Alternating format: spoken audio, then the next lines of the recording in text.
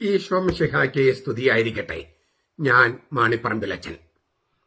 Ernakulam cathedral ബസിലിക്കയുമായി ബന്ധപ്പെട്ട് March 2 തീയതി ഹൈക്കോടതി പുറപ്പെടുവിച്ച ഉത്തരവിന്റെ പ്രസക്ത ഭാഗങ്ങൾ. ആ ഉത്തരവ് വായിച്ചപ്പോൾ എന്റെ മനസ്സിലേക്ക് വന്ന വചനം ആദ്യം പറയട്ടെ. വെളിപാട് പുസ്തകം 12:3. 7 തലയും 10 കൊമ്പും തലയിൽ 7 രാജമുടിയുമുള്ള ഉഗ്ര സർപ്പത്തിന് അടിയേറ്റിരിക്കുന്നു, മുറിവ് പറ്റിയിരിക്കുന്നു. വെളിപാട് 12:3. മാർച്ച് 2 തീയതി ഹൈക്കോടതി പുറപ്പെടുവിച്ച ഉത്തരവ് ഇന്നലെയാണ് നമ്മുടെ കയ്യിൽ കിട്ടിയത്. അതിനകത്ത് എഴുതിയിരിക്കുന്ന പെറ്റീഷണർ, പരാതിക്കാരൻ മാർ ജോസഫ് പാംപ്ലാനി, എറണാകുളം അങ്കമാലി അതിരൂപതയുടെ വികാരി മെത്രാപ്പോലീത്ത. ഇത് കോടതിയുടെ ഉത്തരവിലുള്ള കാര്യമാണ് ഞാൻ പറയുന്നത്. അതിലെ ഖണ്ഡിക 2. സഭയിലെ വിമത ഗ്രൂപ്പിലെ കുറേയധികം ആളുകള് ബസിലിക്ക പള്ളിയിൽ അതിക്രമിച്ച് കയറിയിട്ട് അവിടെ തന്നെ തമ്പടിച്ചിരിക്കുന്നതിനാൽ സഭയിലെ മറ്റു വിശ്വാസികൾക്ക് പ്രവേശിക്കാനുള്ള അവകാശത്തിന് നിയന്ത്രണം വരുത്തിയിരിക്കുന്നുവെന്ന് പരാതിക്കാരൻ ആരോപിച്ചിരിക്കുന്നു. വികാരി മെത്രാപ്പോലീത്ത ആരോപിച്ചിരിക്കുന്ന ആരോപണമാണിത്.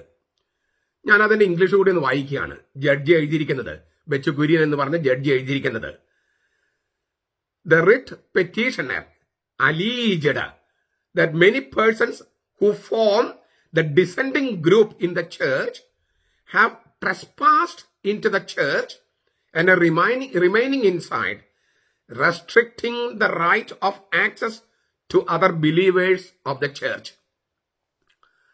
ഇതിലെ വാക്കുകളൊക്കെ നോക്കണേ. സഭയിലെ വിമത ഗ്രൂപ്പിലെ കുറെ അധികം ആളുകൾ, വിമത group, descending group in the church എന്നുള്ളത് ബെച്ചുകുര്യൻ സോഫ്റ്റ് ആയിട്ട് എഴുതിയതാ. ഈ പരാതിക്കാരൻ വികാരി മെത്രാപ്പോലീത്ത കൊടുത്തിരിക്കുന്ന ആ പരാതിയില് അഫിഡവിറ്റിൽ എന്താ എഴുതിയിരിക്കുന്ന അറിയാമോ? ഹൂലിഗൻസ്. നിങ്ങളൊന്ന് ഡിക്ഷണറി ഒന്ന് എടുത്ത് വായിച്ചു നോക്കിയാൽ എന്താണ് ഹൂലിഗൻസ്? തെമ്മാടികള്, തെണ്ടികള്, തെരുവ് ഗുണ്ടകള്. മാർപ്പാപ്പയോടൊപ്പം സിനഡ് എടുത്ത തീരുമാനത്തോടൊപ്പം നിൽക്കുന്ന സീറോ മലബാർ സഭയുടെ സത്യവിശ്വാസികൾക്കെതിരെ വികാരി മെത്രാപ്പോലീത്ത ഹൈക്കോടതിയിൽ നൽകിയിരിക്കുന്ന സത്യവാങ്മൂലത്തില് മാർപ്പാപ്പയുടെ കൂടെ നിൽക്കുന്നവരെ വിശേഷിപ്പിച്ചിരിക്കുന്ന വാക്കാണ് തെണ്ടികള്, തെമ്മാടികള്, തെരുവ് ഗുണ്ടകള്, ഹൂലിഗൻസ്. ഈ സഭ്യമായ ഭാഷ ഉപയോഗിക്കണം എന്ന് മെത്രാമാര് പറയുന്നത് മെത്രാമാർക്കും ബാധകമാണ്. ഇംഗ്ലീഷിൽ എഴുതിക്കൊണ്ട് ഈ ഭാഷ സഭ്യമാകുമോ? ഒരു മെത്രാപ്പോലീത്തയ്ക്ക് പറയാൻ പറ്റിയ ഭാഷയാണോ ഇത്? ഞങ്ങളുടെ കുറച്ച് ആളുകളുടെ പറഞ്ഞെങ്കിൽ മനസ്സിലാക്കാം. എന്നിട്ട് മത തീവ്രവാദികളുമായി ബന്ധമുള്ളവരെ ചേർത്ത് പിടിച്ചിട്ട് അവരെ വിശുദ്ധരായിട്ട് പ്രഖ്യാപിക്കുന്ന ഇങ്ങനെയുള്ള നേതൃത്വം നമുക്ക് വേണോ വേണ്ടേ എന്ന് നിങ്ങൾ വളരെ ഗൗരവത്തോടെ ചിന്തിക്കണം. രണ്ടാമത് പറഞ്ഞിരിക്കുകയാണ്, പള്ളിയിൽ അതിക്രമിച്ച് കയറിയിട്ട്. നമ്മൾ അതിക്രമിച്ച് കയറിയോ? നമ്മൾ കുറച്ച് കഴിയുമ്പോൾ കാണും കോടതി എന്താണ് വിധിച്ചിരിക്കുന്നതെന്ന്. കഥ കാത്തിരിക്കാം. പിന്നെ കുറെ അധികം ആളുകള്, അത് പറഞ്ഞു നന്നായി. ഇത്ര നാൾ എന്താ പറഞ്ഞുകൊണ്ടിരുന്നത്? വിരലിൽ എണ്ണാവുന്ന ആളുകൾ എന്നാണ്. അപ്പൊ അത് മാറ്റി പറഞ്ഞല്ലോ, കുറെ അധികം ആളുകളുണ്ട്. ഇനി ഈ കോടതി ഉത്തരവിലെ ബെച്ചുകുര്യന്റെ ജഡ്ജിയുടെ ഉത്തരവിലെ 3ാമത്തെ ഖണ്ഡിക, ഈ ആരോപണം പെറ്റീഷണറുടെ, അതായത് പരാതിക്കാരനായ ഈ വികാരി മെത്രാപ്പോലീത്തയുടെ ആരോപണം തള്ളിക്കളയുന്ന പ്രതികള് പരാതിക്കാരൻ റിട്ട് പെറ്റീഷനിൽ പറഞ്ഞിരിക്കുന്ന വാദമുഖങ്ങൾ തള്ളിക്കളഞ്ഞുകൊണ്ട് തന്നെ പരാതിക്കാരനെതിരെയും അദ്ദേഹത്തിന്റെ കൂടെയുള്ളവർക്കെതിരെയും ചാർത്തിയിരിക്കുന്ന കുറ്റം ഇതാണ്. വളരെ ഗൗരവമായിട്ട് എഴുതിയിരിക്കുന്നത്. വിവിധ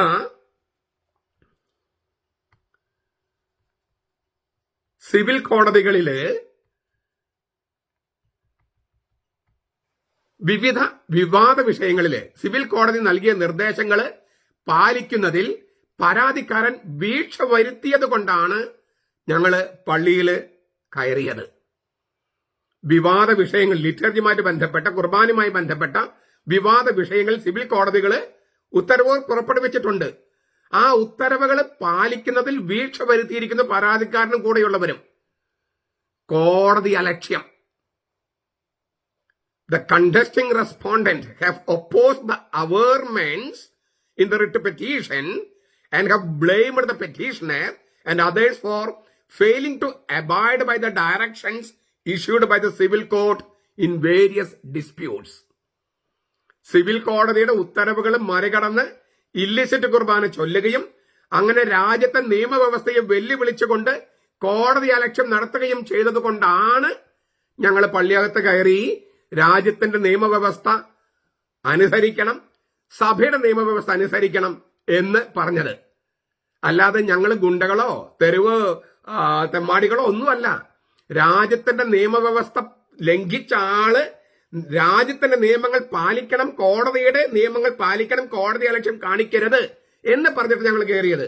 അവരെയാണോ തെണ്ടികളിലും തെമ്മാടികളിലും ഗുണ്ടകളിലും വികാരി മെത്രാപ്പോലീത്ത വിശേഷിപ്പിച്ചിരിക്കുന്നത്? ഖണ്ഡിക 4 മുതൽ 6 വരെ ജഡ്ജി ഹൈക്കോടതി മുൻ ജഡ്ജി TR രാമചന്ദ്രൻ നായരെ മധ്യസ്ഥനായി നിയമിക്കുന്നതിനെ കുറിച്ചാണ്. നമ്മൾ അതേക്കുറിച്ച് ഇന്നലെ പറഞ്ഞതാണ്. അപ്പൊ അതിന്റെ വിശദാംശങ്ങളിലേക്ക് പോകുന്നില്ല. 7ാം ഖണ്ഡിക വളരെ പ്രധാനപ്പെട്ടതാണ്.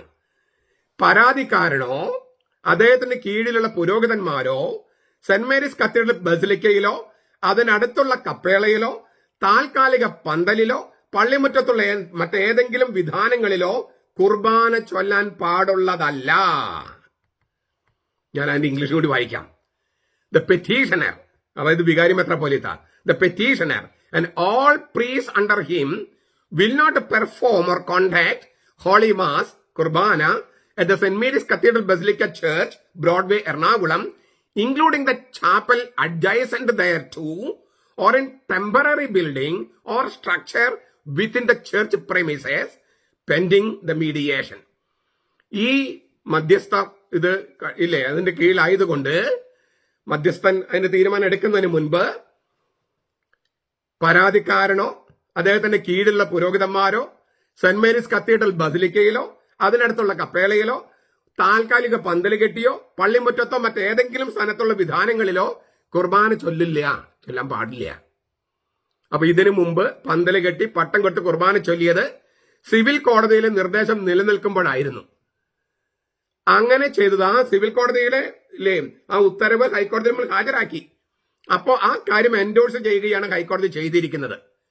അപ്പോൾ കോടതിയുടെ ഉത്തരവ് നിലനിൽക്കെ പന്തൽ കെട്ടി സാങ്കേതികത്വം പറഞ്ഞ് ബസിലിക്കയിലാണ് കുർബാന പാടില്ലെന്ന് പറഞ്ഞിട്ടുള്ളൂ, കപ്പേളയിൽ പറഞ്ഞിട്ടില്ല, പള്ളിമുറ്റത്ത് പറഞ്ഞിട്ടില്ല എന്നുള്ള സാങ്കേതികത്വം പറഞ്ഞ് കോടതി അലക്ഷ്യം ചെയ്തുവെന്നാണ്.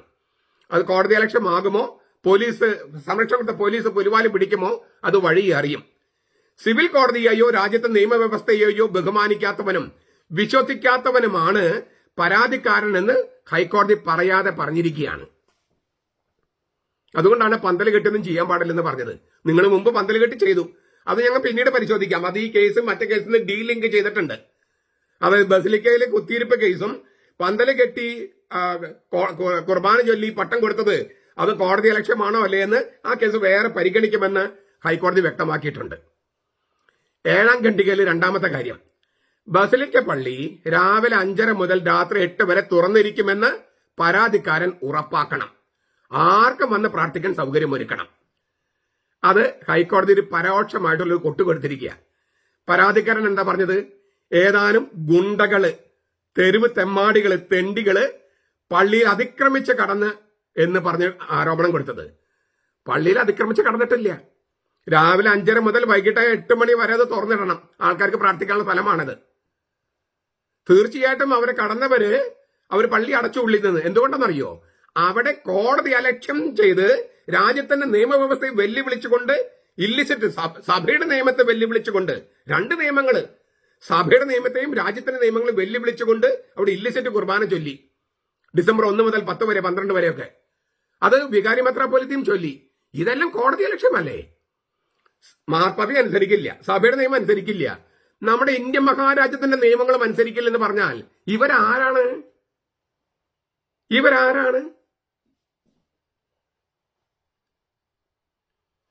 ഇന്ത്യക്കുള്ളില് വേറൊരു സമാന്തര ദേശരാഷ്ട്രം ഉണ്ടാക്കണമെന്ന് വിചാരിക്കുന്ന സമാധാന മതക്കാരുടെ ആളുകളോ? സംശയമുണ്ട്, വളരെ ഗൗരവമായ സംശയമുണ്ട്. അതുകൊണ്ട് പരാതിക്കാരൻ ആരോപിച്ചതുപോലെ ഗുണ്ടകളോ അതിക്രമിച്ച് കയറലോ ഒന്നും നടന്നിട്ടില്ല. പള്ളി തുറന്നിടണം, അവിടെ വന്ന് പ്രാർത്ഥിക്കാൻ സൗകര്യം ഉണ്ട്, താനും ഉണ്ടായിരിക്കും വേണം. അത് ഉറപ്പാക്കണം പരാതിക്കാരൻ. ഏഴാമത്തെ ഖണ്ഡികയിൽ മൂന്നാമത്തെ കാര്യം, ഇപ്പൊ പള്ളിയിൽ ഇരിക്കുന്നവർ മാർച്ച് 4-ാം തീയതി 5 മണിക്ക് മുമ്പ് പള്ളി ഒഴിഞ്ഞു കൊടുക്കണം. അത് നാളെയാണ്. അത് ഇന്ന് ഞാനും റെക്കോർഡ് ചെയ്യുന്നത് ഇന്നലെ ആയതുകൊണ്ട്, ഈ രാത്രി ആയതുകൊണ്ട് ഞാൻ നാളെ എന്ന് പറഞ്ഞു പോകുന്നതാണ്. മാർച്ച് 4-ാം തീയതി അതേക്കുറിച്ച് ഞാൻ വേറൊരു വീഡിയോ ചെയ്യുന്നുണ്ട്. അപ്പോ അതിൽ കേൾക്കുക. ഒരു കാര്യം നമ്മൾ മനസ്സിലാക്കണം, ഈ നമ്മൾ അവിടെ കയറിയിരുന്നത് ഒറ്റ കാര്യത്തിനാണ്. എന്താണ്? രാജ്യത്തിന്റെ നിയമം അനുസരിക്കണം, സഭയുടെ നിയമം അനുസരിക്കണം. തോന്നിയാസം നടത്താൻ പറ്റില്ല. നമ്മൾ ഒഴിഞ്ഞു പോകാമെന്ന് 1 മാസം മുമ്പ് നമ്മൾ കൂരിയായിൽ പോയി പറഞ്ഞതാണ്. നിങ്ങൾ പക്ഷെ നിയമം അനുസരിച്ച് ചെയ്യുള്ളൂ ഞങ്ങളൊരു വാക്ക് തരണം. അങ്ങനെ പറ്റാത്തത് കൊണ്ടാണ് നമ്മൾ അവിടെ ഇരുന്നത്. ഇപ്പൊ കോടതി പറഞ്ഞു അവരോട് കാര്യങ്ങൾ നിയമമൊക്കെ അനുസരിച്ച് പോയാമെന്ന് പറഞ്ഞപ്പോൾ നമ്മൾ ഇറങ്ങാൻ തയ്യാറാണ്. നമ്മൾ മാന്യമായിട്ടാണ് ഇറങ്ങുന്നത്. അവരെ നിയമം അനുസരിപ്പിച്ചിട്ടാണ് ഇറങ്ങണേ. ഇനി അവരെ കൊണ്ട് സഭയുടെ നിയമം അനുസരിപ്പിക്കും. എന്നിട്ടേ നമ്മൾ ഗുണ്ടകളാണ്, കർത്താവിന്റെ ഗുണ്ടകള്. അവരെ പോലെ ഈ തീവ്രവാദികളുടെ ഗുണ്ടകളല്ല നമ്മള്, കർത്താവിന്റെ ഗുണ്ടകളാണ്. ഈ പോളണ്ടിലെ ഓഗസ്റ്റ് 15-ാം തീയതി ചെസ്റ്റകോവ എന്ന് പറയുന്ന തീർത്ഥാടന കേന്ദ്രത്തിലേക്ക് പള്ളികളിൽ ഇങ്ങനെ നടന്ന് വലിയ റാലിയായിട്ട് പോകും. ഞാനതിൽ പ്രസംഗിച്ചിട്ടുണ്ട് പലപ്പോഴും. 200 കിലോമീറ്റർ 100 അങ്ങനെ നടന്നു പോകും. അതിലുള്ള മുദ്രാവാക്യം എന്നിട്ട് അറിയോ? ഈ പറയുന്ന മുദ്രാവാക്യം ഹൂലിഗൻസ് ഓഫ് ക്രൈസ്റ്റ് എന്നാണ്. ഞങ്ങള് യേശുവിന്റെ ഗുണ്ടകളാണ്. സംശയം എന്താ ഉള്ളേ? ഞങ്ങൾ ആക്രമിക്കാൻ വരില്ല, നിങ്ങളെ പോലെ ബോംബിടാൻ വരില്ല, ചാവേറായിട്ട് വരില്ല, പിന്നെ മയക്കുമരുന്നും മദ്യമായിട്ട് ഞങ്ങൾ നടക്കില്ല. പക്ഷേ വിശ്വാസത്തിന് വേണ്ടി ഞങ്ങൾ പോരാടി മരിക്കും. അത് തെളിയിക്കുകയാണ് ഈ 3 മാസത്തോളം ബസിലിക്ക പള്ളിയിൽ ഇരുന്നിട്ട്. നിങ്ങൾക്ക് തൊടാൻ പറ്റിയോ? ഞങ്ങളുടെ രോമത്തെ തൊടാൻ പറ്റിയോ?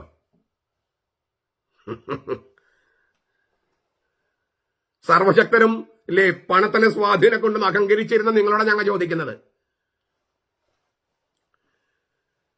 4-ാമത്തെ കാര്യം, ഒരു കാരണവശാലും പരാതിക്കാരനോ അദ്ദേഹത്തിന് കീഴിലുള്ള ആരെങ്കിലുമോ പാർട്ടി റെസ്പോണ്ടൻസോ ആരെങ്കിലും പള്ളിയിലേക്ക് പ്രവേശിക്കുന്നവനോ പുറത്തു പോകുന്നതിനോ തടസ്സം സൃഷ്ടിക്കരുത്. വികാരി മെത്രാപ്പോലീത്തയോടും അവരുടെ വികാരിയച്ചന്മാരോടും ഒക്കെയാണ് ഈ പറയുന്നത്. പള്ളിയിലേക്ക് ആർക്കെങ്കിലും പോകാനോ അവർ പള്ളിയിൽ നിന്ന് പുറത്തു പോകാനോ തടസ്സം സൃഷ്ടിക്കരുത്. അതുകൊണ്ട് ഞങ്ങൾ ഇനിയും പള്ളിയിൽ വരും, പ്രാർത്ഥിക്കുകയും ചെയ്യും. നിങ്ങൾ തോന്നിയാസം കാണിച്ചാൽ ഞങ്ങളത് തടയും ചെയ്യും. അത് രാജ്യത്തിന്റെ നിയമം അനുസരിക്കാൻ, സഭയുടെ നിയമം അനുസരിക്കാൻ വേണ്ടിയാ. പരിഷ്കൃത സൊസൈറ്റി ഒക്കെ അങ്ങനെയുണ്ട്, അനുസരണമുണ്ട്. അനുസരണമില്ലാതെ തോന്നിയാസം നടക്കുന്നത് എറണാകുളം അങ്കമാലി അതിരൂപതയിൽ മാത്രമാണ്. അതിന് വളം വെച്ച് കൊടുക്കുന്ന നേതാക്കന്മാരെ നിലയ്ക്ക് നിർത്തണം. നിലയ്ക്ക് നിർത്താൻ പറ്റില്ലെങ്കിൽ അവരെ മാറ്റണം. അത് കർത്താവിന്റെ നിയമമാണ്, കർത്താവിന്റെ കൽപ്പനയാണ്. ഒരു ഇഞ്ച് പുറകോട്ട് പോകില്ല നമ്മൾ, 1 ഇഞ്ച് പോകില്ല. എല്ലാം എത്രമാരും കേൾക്കാൻ വേണ്ടിയേ പറയണേ. 7-ാമത്തെ പോയിന്റ്, 7-ാമത്തെ ഖണ്ഡികയിലെ 7-ാമത്തെ പോയിന്റ്, മധ്യസ്ഥതയില് പരാതിക്കാരൻ നേരിട്ടോ പ്രതിനിധികൾ അയച്ചോ ഹാജരാകാം. എങ്കിലും മധ്യസ്ഥനായ ന്യായാധിപന് യുക്തമെന്ന് തോന്നിയാൽ പരാതിക്കാരന് വികാരി മെത്രാപ്പോലീത്തയെ നേരിട്ട് വിളിച്ചു വരുത്താം. അങ്ങനെ വരുത്തണം. എന്നിട്ട് അവിടെ ചെന്ന് ഇരിക്കട്ടെ. വാദിയായിട്ടും പ്രതിയായിട്ടും സകല രേഖകളും മറ്റും വന്ന് ഇരിക്കട്ടെ. ചുരുക്കത്തില് ഞാൻ ആദ്യം പറഞ്ഞ കാര്യത്തിലേക്ക് ഒന്ന് പോവുക. വെളിപാട് പുസ്തകം 12-ാമത്തെ അധ്യായം 3 മുതൽ 6 വരെയുള്ള വാക്യങ്ങള്, അതാണ് ഇപ്പൊ സംഭവിച്ചിരിക്കുന്നത്. സ്വർഗത്തിൽ വേറൊരു അടയാളം കാണപ്പെട്ടു.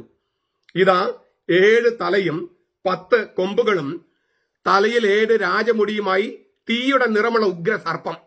അതിന്റെ വാല് ആകാശത്തിലെ നക്ഷത്രങ്ങളിൽ 3-1 വലിച്ചുകുട്ടി ഭൂമിയിലേക്ക് എറിഞ്ഞു കളഞ്ഞു. പ്രസവിക്കാറായ ആ സ്ത്രീയുടെ മുമ്പിൽ ഉഗ്രസർപ്പം നിന്നു. ആ സ്ത്രീ പ്രസവിച്ചയുടനെ കുട്ടിയെ വിഴുങ്ങാൻ വേണ്ടിയായിരുന്നു അത്. അവൾ സകല ജനതകളെയും ഇരുമ്പുകോല് കൊണ്ട് മേയിക്കാനുള്ള ഒരു ആൺകുട്ടിയെ പ്രസവിച്ചു. അവളുടെ കുട്ടി ദൈവത്തെങ്കിലേക്കും അവിടുത്തെ സിംഹാസനത്തിലേക്കും പെട്ടെന്ന് എടുക്കപ്പെട്ടു.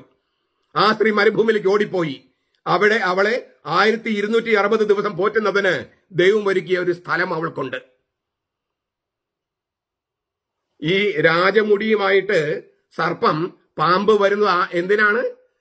പ്രസവിക്കാറായ സ്ത്രീയെ കൊല്ലാനായിട്ട്, അവൾ പ്രസവിക്കുന്ന ആൺകുട്ടിയായ മിശിഹായെ ഉപദ്രവിക്കാനായിട്ട്. നമുക്ക് നോക്കാലോ ഈശോയുമായിട്ടുള്ള നിങ്ങളുടെ പോരാട്ടത്തിൽ നിങ്ങൾ ജയിക്കുമോ ഞങ്ങൾ ജയിക്കുമോ നമുക്ക് നോക്കാം. ഞങ്ങൾ ഈശോയുടെ കൂടെയാണ്, ഞങ്ങൾ മിശിഹായുടെ കൂടെയാണ്. പ്രസവിക്കാറായ സ്ത്രീ സഭ മറിയത്തിന്റെ കൂടെയാണ്. ആ മറിയത്തിന്റെ പേരിലുള്ള പള്ളിയാണ് നിങ്ങളിങ്ങനെ തോന്നിയാസം ചെയ്യുന്നത്. പ്രസവിക്കാറായ സ്ത്രീയെ ഉപദ്രവിക്കാൻ വന്ന പാമ്പ്, ഉഗ്ര സർപ്പം, അങ്ങനെ വന്നാൽ ഞങ്ങള് മിശിഹായുടെ ആളുകള് ആ സ്ത്രീയെയും സംരക്ഷിക്കും, മിശിഹായെയും സംരക്ഷിക്കും, മിശിഹ ഞങ്ങളെയും സംരക്ഷിക്കും. ഇത് വിശ്വാസത്തിലുള്ള ഉറപ്പാണ്. മിശിഹായുടെ സ്നേഹത്തോട് ഉള്ള സ്നേഹം കൊണ്ടുള്ള ആ ധൈര്യമാണ്. സത്യത്തിൽ ഉറച്ചു നിൽക്കുന്നത് കൊണ്ടുള്ള ചങ്കൂറ്റമാണ്. തടയാൻ പറ്റും, നിങ്ങൾ തടയി. സീറോ മലബാർ സഭയിലെ മറ്റു മെത്രാന്മാരൊക്കെ ഒന്ന് കേട്ട് നിങ്ങളൊന്ന് ധ്യാനിച്ച് കർത്താവിന് മുമ്പിൽ ഇരുന്നിട്ട് ഇതൊക്കെ അനുവദിച്ച് കൊടുക്കണോ, നമ്മുടെ സഭയെ ഇങ്ങനെ നശിപ്പിക്കണോ എന്ന് വളരെ ഗൗരവത്തോടെ ചിന്തിക്കുക. ഇല്ലെങ്കിൽ നിങ്ങൾക്ക് എല്ലാവർക്കും ഉത്തരവാദിത്വം ഉണ്ടാകും. കർത്താവിന് മുമ്പിൽ മാത്രമല്ല, ഈ രാജ്യത്തിന്റെ നിയമത്തിന്റെ മുമ്പിലും സഭയുടെ നിയമത്തിന്റെ മുമ്പിലും. നമ്മുടെ കർത്താവ് ഈശോ മിശിഹായുടെ കൃപയും പിതാവായ ദൈവത്തിന്റെ സ്നേഹവും പരിശുദ്ധാത്മാവിന്റെ സഹവാസവും നാം എല്ലാവരോടും കൂടി ഉണ്ടായിരിക്കട്ടെ, ഇപ്പോഴും എപ്പോഴും എന്നേക്കും. ആമേൻ.